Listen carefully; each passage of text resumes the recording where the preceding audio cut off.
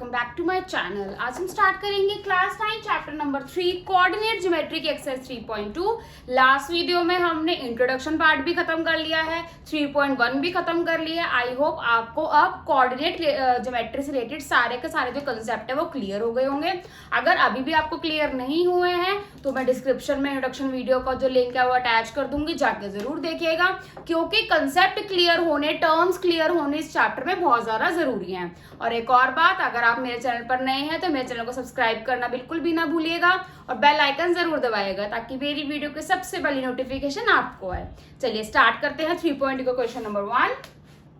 Right the answer of each of the following. हमें यहाँ पर कुछ क्वेश्चंस गिवन है, हमें उनके आंसर्स देने हैं। ये आंसर हम तभी दे पाएंगे जब हमें पता होगा कौन सी चीज क्या है, हमारे कंसेप्ट क्या है, हमारे टर्म्स क्या हैं। उसके लिए आपको इंट्रो वाली वीडियो देखनी पड़ेगी, ठीक है। चलिए स्टार्ट करते हैं। Write the name of the horizontal and vertical line drawn to determine the position of any point in the Cartesian plane। First part में हमें बताना है कार्टेशियन प्लेन में जब हम लोग लाइंस ड्रॉ करते हैं तो जो हॉरिजॉन्टल लाइन है इसका नाम क्या होता है, जो वर्टिकल लाइन है इसका नाम क्या होता है।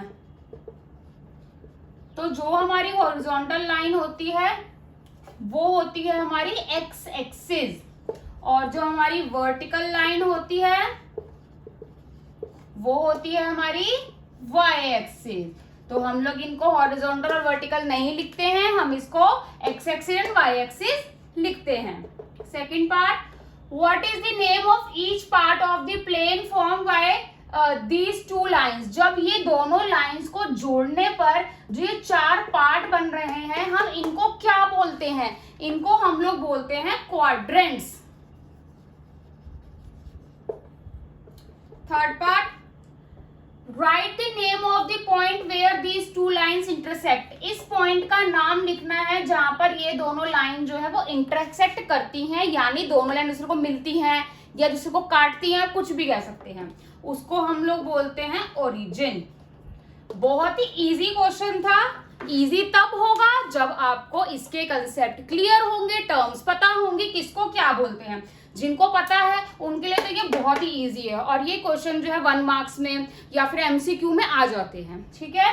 चलिए इसका नेक्स्ट क्वेश्चन स्टार्ट करते हैं।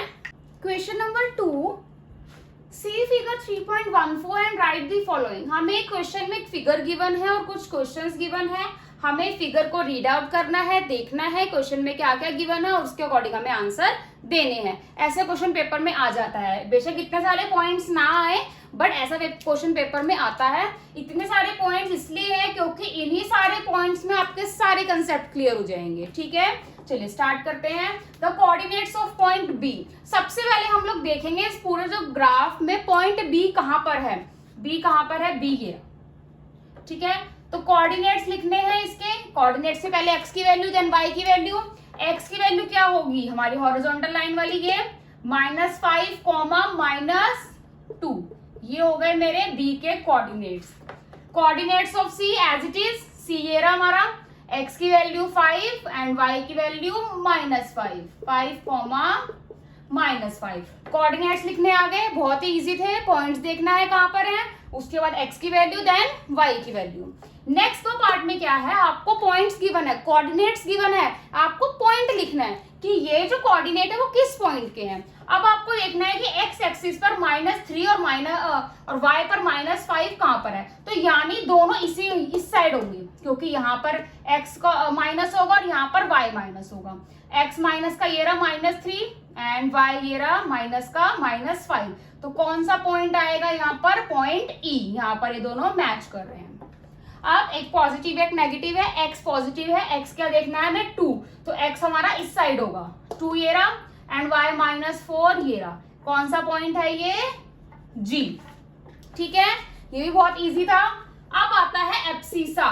एब्सिसा मैंने आपको बताया था, एब्सिसा में हम लोग सिर्फ और सिर्फ एक्स की वैल्यू ही लिखते हैं। एब्सिसा ओनली एक्स की वैल्यू को डिनोट करता है।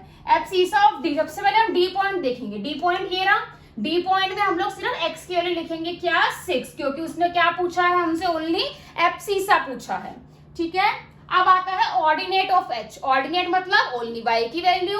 अब हम देखेंगे एच कहाँ है, एच ये रहा, वाई की वैल्यू क्या हो जाएगी -3, क्यों? क्योंकि उसने खाली ऑर्डिनेट पूछा है, ओनली y की वैल्यू पूछी है। The coordinate of point L, point L के कोऑर्डिनेट्स एंड पॉइंट M के कोऑर्डिनेट्स। L क्या है? ये रहा L मेरा, y एक्सिस पर है। y एक्सिस पर जब भी कोई नंबर होगा तो वहां पर x क्या होगा मेरा? 0।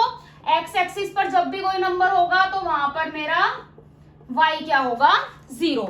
तो यहां पर मैं क्या लिखूंगी? 0,5, क्योंकि y एक्सिस पर है तो x मेरा क्या हो जाएगा? 0। पॉइंट M किस पर है मेरा? x एक्सिस पर, तो y क्या हो जाएगा? 0 और x क्या हो जाएगा? -3। बहुत ही इजी क्वेश्चन था ये। इजी तब था, वही जो मैं पहले रिपीट करती आ रही हूँ, इजी क्वेश्चंस तब होंगे जब आपको उनके बारे में पता होगा, कंसेप्ट क्लियर होंगे, टर्म्स क्लियर होंगी। अगर ये चीज क्लियर नहीं होगी तो ये क्वेश्चन आप कर नहीं पाओगे। ये क्वेश्चंस बहुत इजी हैं और पेपर में पक्का आते हैं। कोऑर्डिनेट ज्योमेट्री से 1 या 2 क्वेश्चन पक्का आएगा ही आएगा पेपर में, ठीक है। इस सेक्शन में बस 2 ही क्वेश्चन थे। आज की वीडियो एंड एक्सरसाइज दोनों यही खत्म होती हैं। अगर आपको मेरी वीडियो पसंद आई तो मेरी वीडियो को लाइक शेयर कमेंट करना बिल्कुल भी ना भूलें, और मेरे आने वाली वीडियोस के लिए मेरे चैनल को सब्सक्राइब जरूर करें एंड बेल आइकन जरूर दबाएं, ताकि मेरी वीडियो की सबसे बड़ी नोटिफिकेशन आपको आए। थैंक यू, मिलते हैं नेक्स्ट वीडियो में एक्सरसाइज 3.3 के साथ।